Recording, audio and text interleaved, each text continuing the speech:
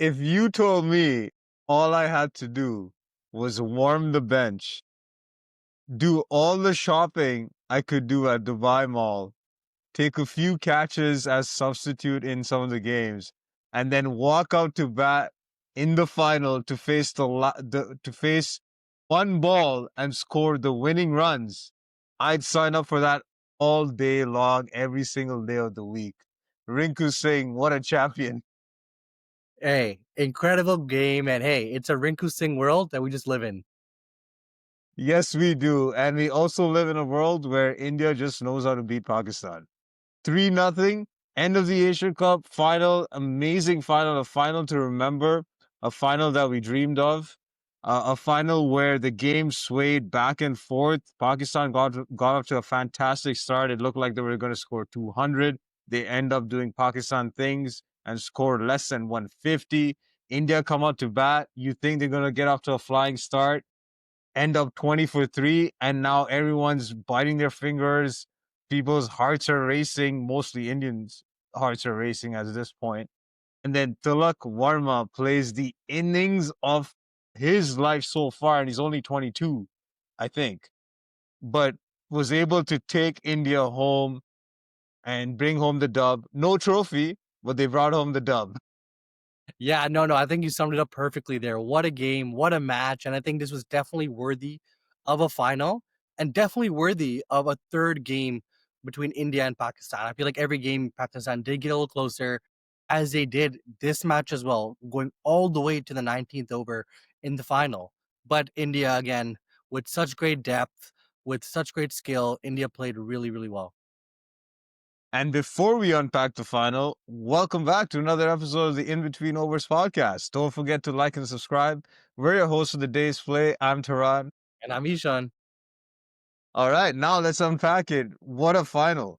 What a final. And honestly, I don't even know where to start. You had ups and downs throughout the game. You had heroes and villains, sometimes the same person throughout the day. It was an incredible, incredible game. And as we mentioned, India, again, just have, I think, a level above Pakistan in the sense that you're just able to hold their nerve and able to just get over the finish line. And India did that again today. It's that word again, pressure. And India just know how to handle it. I think at all the stages where there was that moment where whoever could hold the pressure in that moment would take the upper hand. And every time it got to that moment, India took the upper hand. Exactly that. Exactly that. You see that in the way that even how Pakistan, for those half chances, those weren't going in their direction. They had, a drop catch as well in the final, which we know is worth its weight in gold. And then obviously, we could talk about as well the the batting collapse that happened. Pakistan doing Pakistan things where they look like they were poised to make 180, 190 plus, and really on their way to take the match away from India. But then again, unfortunately, just not able to handle that pressure. Yeah, so let's start with the end in mind. Rinku Singh hits the winning runs, but he was only able to do that because of a stellar show by Tilak Verma. What a performance. 69 for 53 balls. He knew how to handle the pressure, that word again, during the entire chase. He came out to bat with India at 10 for 2. Both Abhishek Sharma and Sky back in the pavilion. Abhishek Sharma, we said it in the last pod. We He said did. it in the last pod. The law of averages. This is what happens. You score bulk runs all tournament, and then in the final, you score nada. And that's exactly what happened to Abhishek. Couldn't get India off to a flyer. Fahim Ashraf with a really good performance with the ball, which we'll talk about. And then we had Sky that came out. I had some hopes that he would step up in the big game. Wasn't meant to be, but it opened up the door for Tilak Verma to play the innings that he did. Tilak Verma, and I said this in the last episode as well. This tournament has not gotten out to Pakistan. He has played 3 games, and all 3 games he's there at the end. Please tell me there's another word for clutch, because it is Tilak Verma. And Taran, I want to hear your honest opinion. The way he played today, did you get or did you smell a little bit of Virat Kohli in the way that he batted, in the way he came at a very crunch Ooh, time? ooh. India were down, backs against the wall. He consolidated very well. He pushed those ones, pushed those twos, and then he, turned it up a notch when he had to. I think this is a very Kohli-esque innings from Tilak Verma. That's a big statement. That's a big statement. I will say yes, in the sense that it was a Kohli-esque innings. Yes, he definitely he wanted to make sure that he was there to at least get India closer to target, if not finish the game, and he was able to finish the game. So in that sense, very Kohli-esque, where it's a big game, big match, and the big guns stepped up. In this case, it happened to be Tilak. Yeah, no, exactly that. But we can't forget also some of the big roles played by some of the ancillary players alongside Yes. those partnerships. Shivam Dube, this guy has not lost a game for Team India since 2019. If he's part of the playing 11 today as well, a very clutch innings. And if you guys were able to watch the game, you'll understand he hit those boundaries when India literally needed them the most. Yes. Shivam Dube only knows how to be a champion, apparently. Because as you said, he's never lost a game, and it's sorry, you said he's never lost a tournament, not a game. Is that right? No, he's never lost a game with Team India. A game, oh, sir, I'm saying a game since 2019. Ever since if he's part of the playing 11. Wow, I just took that in. I thought he meant tournament. Wow, a game. Okay, No, that's insane. no, That's an I'm saying he is insane stat. his record is 100% when he's wearing the blue, green, and orange. That is an insane stat. Well, he played amazing today. He hit shots and boundaries at the right moment, Yes, especially that over against Haris Rauf. I think it was him that had a six in there. He might have had a boundary as well. I feel like and that four as well. over itself was the turning First, point. the first ball that over, he hit a four as well. Yeah. Yeah. Yeah. So his innings, he was able to at that moment take some of the pressure off Tilak, Yes. who I feel needed to be there till the end because he really had his eye in. And so one of the batsmen had to take a risk because it was getting to the point where if they didn't have that big over from Haris Rauf, you're looking at because what it was 54 from 5 if I remember. Yeah, And just so about that. it could have got tight, but that big over of 17 brought it down to 37 from 24, which made it a lot more easier for India to handle. Yeah, no, exactly that. I think you said it perfectly there with you needed one of those players to take those risks. And I think you're right. Tilak Verma had to be there till the end to really, see it off.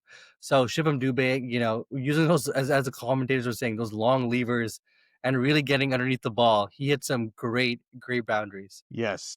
And then we had Sanju Samson. Sanju Samson's gotten some stick, not just from commentators and people on the net, but us too. We talked about his performances. And to be fair, and actually I should also give a shout out to one of our faithful viewers who's been commenting on our videos, where Yes. he also mentioned about Sanju.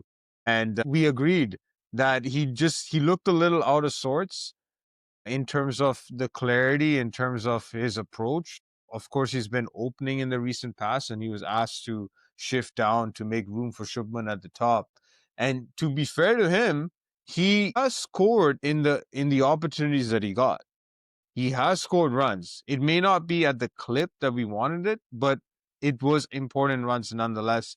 None more important than the partnership he was able to stitch with Tilak that got India out of trouble because when Samson came to the crease, India were 20 for 3, which they have not been this entire Asia Cup, where in the first 4 overs of the power play, they were already 3 down. And had they lost one more in the power play, you never know what the result could have been. No, you hit it right on the head there. He came at such a time that he probably wasn't used to. Big pressure match against Pakistan. And obviously, as you mentioned, a lot of the noise surrounding him was there as well. But he played what I would say a very smart ODI innings, which I think was needed at that time. He did get a few boundaries at the end, but the main point of that time was to consolidate and really get to, the 10th over mark, the 11th over mark without losing another wicket, and he was able to navigate that passage of play really well with Tilak Verma. Yes. That partnership ended up being 57. I would say that was the turning point of India. I mean, the match, I would say, in for India's innings Yes. because all Pakistan needed was one more wicket, and and they would have been able to get some of these finishers earlier into the batting innings. You don't want someone like a Shivam Dube or a Rinku Singh coming in with just 6, 7 overs down. You want them coming later on in the innings, and that partnership was able to get them in at the time that they're comfortable to bat. So that partnership was key. Yes, yes, yes. Super important there. And also we do, we mentioned Shivam Dube, Tilak Verma. We should mention some of the performers who didn't perform as well as they probably could have. Sky, had a very light tournament in my eyes. I could see some potential questions coming his way post tournament. Yeah, same. I think there was a image that I saw online. I think it was on Facebook. I don't have the stats in front of me, but I know what I saw. What I saw was his average and strike rate when he was not captain was much higher than his average and strike rate right now as captain. I don't know the numbers. You can all search up the numbers, but that is the fact that I saw, and it's showing. It's showing because I can't remember the last Surya performance that was a telling performance for India in the recent past. You get that again. The only thing I can think about is like I think a 46, 47 odd he made against Pakistan. I think either game one or game two, or maybe it was game one. But Yeah. that was Okay. again, it was a very like it wasn't too big of a chase. It was no, it was a second match, which I guess could be considered a dead rubber. But it did seem like, it was, or was it the first match? But it did seem like it wasn't too much, too high pressure of a game. Yeah, and then we had Shubman as well, who Yeah. was looking good in the few balls that he played. Couple of good shots. I don't know if that shot was warranted again, but it seemed like India wanted to keep attacking in that power play. Maybe the game plan was to go all out in those 6 overs and just kill the game right there, which is a fair point because had India got to 50 for two or 60 for two even, that would have been game set and match right there because then you're looking at a runner ball to finish the game. Yeah, it was high risk cricket, high pace cricket as well that India wanted to play, and I think that is the sort of motto under GG currently for the T20 setup. Fair enough, it's worked all tournament, didn't work the last game, but India was able to switch that gear, put it a little bit more on cruise control, nice steady pace, and then basically take it over the line. Yeah, Sunil Gavaskar was not having it on No, comms. He was not having it. He was like, India are giving the game away. he's like, you've already gotten a boundary and over. Why would you hit again? He was losing his shit on comms. It was hilarious. It was hilarious. You gotta love Sunny G. You gotta love Sunny D. But yeah, no, but it did seem like Pakistan during the power play had really flipped the game towards their favor. I was gonna say. Yeah, I was gonna say we should talk about the bowling. I thought Shaheen Afridi was on point today. He He was. he was ready for this game. And I heard Wasim say it was Wasim and Shastri on comms when they said that what changed for Shaheen is in the last few games he pulled back his length. I think he was a little too full in the initial game, so it was easier for the batsman to play and drive him, but he pulled back his line. And with the wickets, the way they've been playing, where as we saw today, the ball wasn't fully coming onto the bat, and so he was more threatening. And you saw that in the first over, where he knew that that was the matchup that could tilt it towards Pakistan's favor, and he got Abhishek playing and missing at least two or three Yes. balls, and one of them was like a miss hit onto his foot or something like that. Yes, yes. No, Abhishek looked very uncomfortable in the first over. Very, very unlike him. And I think that's when you realize, okay, the pitch is definitely going to be, sticky. Ball's not going to be coming onto the bat very nicely. So maybe perhaps they should change their approach. Obviously, you look back and they did not. But it did seem like, Shaheen Afridi was able to, really improve his performance a lot in comparison to the last two games. And then Fahim Ashraf, I Oh think, man. yeah, yeah. And again, this was sort of the pitch as maybe the last India Pakistan pitch was more friendly to those who bowl a bit slower, actually. This is where I feel Pakistan missed a trick again. They did not bowl Husain Talat. Yes. I do not understand this. You see Fahim Ashraf doing what he's doing. You see Haris Rauf get absolutely clapped. And why? He's the fastest bowler on the Pakistani team. The ball was easier to play when it was skidding onto the bat. And Haris Rauf was able to provide that with his extra pace. He's gone for over 13 and over, while the rest of the bowlers, the next highest economy is 7. Like that's a telling stat right there. I would have bowled Husain Talat. I don't know what's the problem. Why you bowl him in other games that's a non-India game? Why don't you bowl him in a game like this where you never know, especially when you see bowlers of his pace not get clattered all over the park? Yeah, I definitely think Saman Ali Yaga, and I do like him as a player and as a person. I do think from a captaincy standpoint, he made a few gaps today. You could talk about some of the um, bowling lineups or sorry, bowling changes he made in the middle overs, even at the end as well. Just, it seemed like he could have changed his approach a little bit, but definitely for Hussein Talat, it was very interesting to see him not being involved. Maybe it was a confidence factor because obviously he did not really make a good amount of runs. And also he did drop Sanju Samson as well when Sanju was I think playing on 12. But yeah, to your point, I definitely think it was a miss from Pakistani side. Yeah, when you're a professional, I wouldn't put it down to confidence. You've heard Stokes say it. When you're an all-rounder, the biggest advantage you have is if you fail in one department, Yes. you can make up for it in the other department. So I feel the Pakistani management, maybe it was Mike Heston, maybe it was the planning.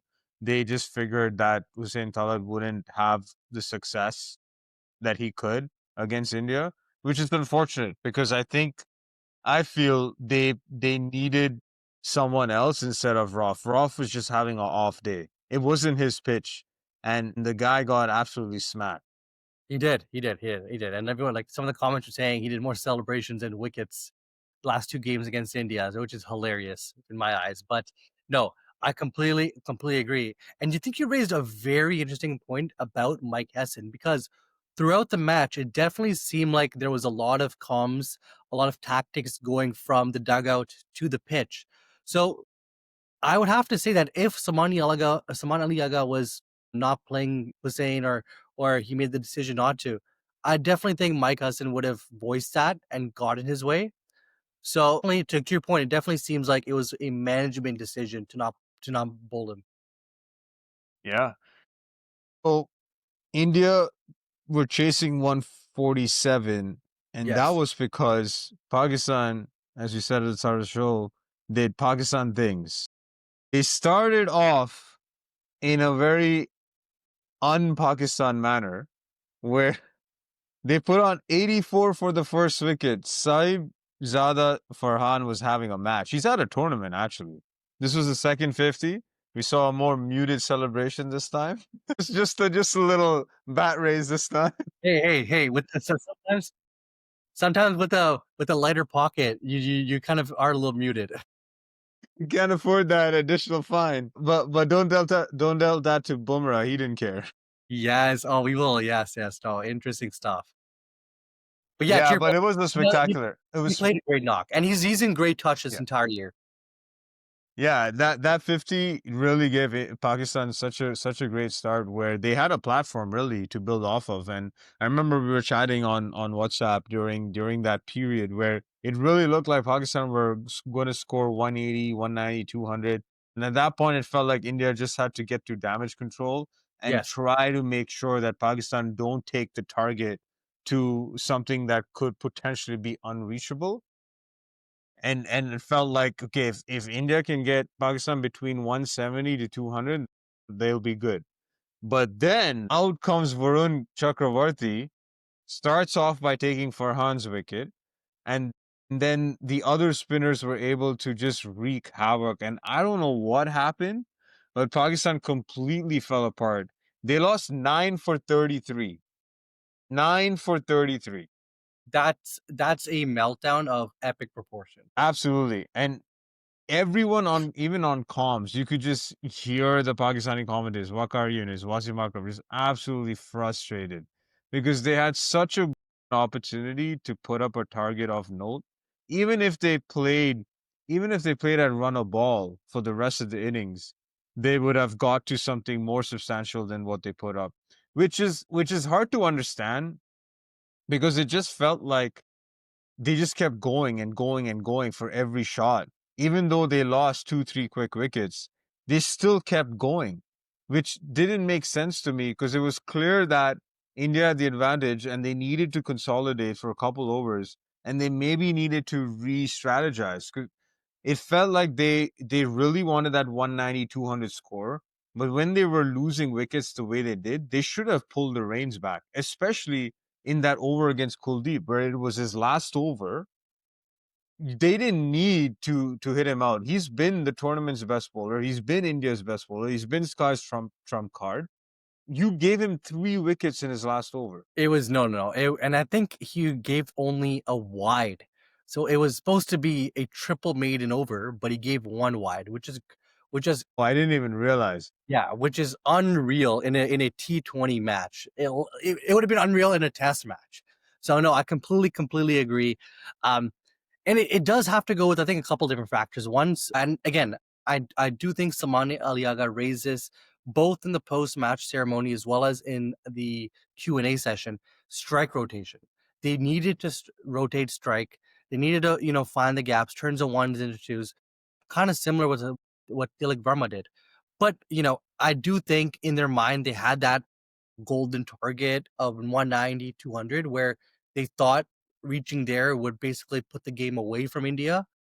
But, we know how dangerous the spinners are. And it did honestly as well. And this is, I think, a fair criticism on the Pakistani team. It just seemed like they just wanted to slog every single ball. They didn't want to play proper cricketing shots, respecting the good balls, hit down to third man for a quick single. Did not want to play proper cricketing shots. It was mostly just slogging and hoping, I thought, from the Pakistani side. Yeah, there was not much thinking in their approach once the wickets started tumbling. They just thought that at some point they're not going to lose a wicket. I don't know where you would get that thought.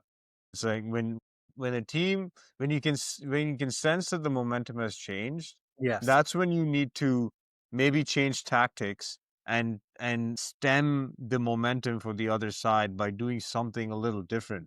Maybe consolidate a little bit. Don't try to look like you're going to attack every single ball so that to force maybe the bowlers to change their approach, right? But no, they just literally allowed India to continue the way they were bowling. Yeah. And then obviously, once the spinners came in and wreaked havoc, it was just a matter of time. And it's quite shocking. And I know you mentioned the stat 9 wickets in 33 runs. And it's shocking because they didn't even complete the 20 over quota. Now, just say they did and they put on, a few extra runs here and there. That could have been the difference because you saw how India struggled at the end as well. So again, just maybe extending the innings, don't go for the extra boundary and over when you already have one. Extend the innings, play deep, which is we know what Kohli used to always love doing. You gotta sometimes just play deep and extend the runs to as much as you can, and just focus and just maybe not think about your strike rate too much. Just get the runs in total on the board. Yeah, it's so key to always reassess as things change during the T20 game. I know there's not a lot of time in the T20 game, but you see it in T20 over the years. The teams that are able to adapt, reassess situations, they're the ones that are able to come ahead, and Pakistan were just not able to do that today. Yeah, no, exactly that. And you definitely do. There are some silver linings from the Pakistani side. If you look at game one against India, game two, and now game three, honestly, every time you've seen the upwards of improvement from Pakistan. But, India is, they have depth. They have players who've played, domestic cricket, who know proper cricketing shots, knowing how to sweep, knowing how to reverse sweep, knowing when to loft it over extra cover. They know how to play real cricket. And I hate saying that, but it's reality, which goes to show why they were able to win 3 games out of 3 and basically win the Asia Cup against Pakistan. What we must talk about is India were able to pull this game off without one of their key players. Hardik Pandya did not play this game, and India were able to pull it off. That was a huge loss. I know both of us were absolutely upset when we found out that he wasn't playing because we both said it.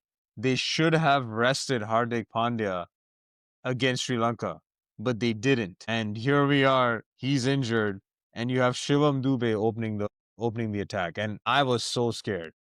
No. And I remember our group chat was going off because we all realized it at the same time. And again, We mentioned this so many times on this channel. You can never, ever predict a GG lineup because this guy, it will just throw in something that no one ever heard about. In my eyes, if Hardik Pandya was injured, which is, again, is a separate topic to talk about because I don't know how you can get injured in a dead rumber. And that's all on GG. That's all on game management, all on the think tank of why they would do that. You know he's a prime player. You know he's literally one of the best all-rounders in the world. Why play him against Bangladesh? Separate argument. I still don't get it. I would have maybe wanted to see Arshdeep Singh. Again, hindsight 2020, things worked out, but it just seemed like a way better logical solution having Bumrah and Arshdeep with the new ball against Pakistan. Arshdeep has played against Pakistan before. He has been successful. Again, it's just very difficult to understand what's going on in the minds of the think tank and Gautam Gambhir. But I know I was extremely confused and extremely upset at one, the Pandya situation of him getting hurt, and two, of Arshdeep not replacing Pandya. It seems like they were able to read the pitch really well because you never know. They may have played Arshdeep, and we saw pace was getting smacked all over the place, and a Shivam Dube type bowler ended up being okay. Husain Talat should have bowled. Why? Yeah, no, and hey, imagine our last episode if I told you, Tehran, the first over that India bowls against Pakistan, Shivam Dube is going to be steaming in with that face with the new ball. Oh my God. I would be shitting bricks with fucker Zaman on the other end too. But hey, I think his first over went for 5 runs. He was pretty good. He was pretty good in the power play. Yeah, he wasn't too bad. He 3 overs to 23. They were able to sneak a Tilak Verma over in there. That looked like he could have gone for some runs too. So they got away with that fifth bowler today. I don't know how often that'll happen, but again, shows the importance of someone like a Hardik Pandya, which again, to my point at the start of this segment, why would you play Hardik Pandya in dead games or dead rubbers? You know he's your key player. You know he's key to the balance of the team. When you lose Hardik Pandya, you don't lose one player, you lose two. I completely agree. And it does seem like Hardik Pandya is making a habit of missing finals. He missed the 2023 World Cup final, missed this one. I think he was there for the Champions Trophy final. I believe so. I think so. Yeah, he obviously did the T20 one. 20. The Champions Trophy, I can't quite remember, but uh, But obviously the 2023 50 over World Cup he missed this one. yes.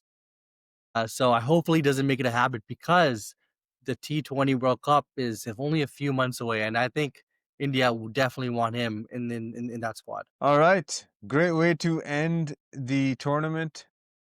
You satisfied with the Asia Cup? You mean the 3-game series with Pakistan? I loved it. No. I think the entire tournament was great. Whitewash. Literally a whitewash. Yes. No.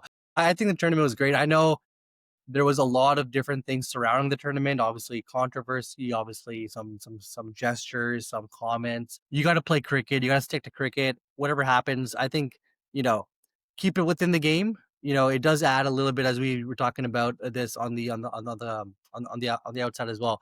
It does add some excitement. It does add some flavor to the overall game. But it was nice to see that cricket, especially the last game, was a major discussion in my eyes. The last game was super great, went to the last over, and I think cricket won. Yes, very, very well said. Cricket did win in the end, and this tournament should only be about cricket. I know, as you said, there was a lot of off-field drama, but we leave that to the other channels and the other news reporters to cover.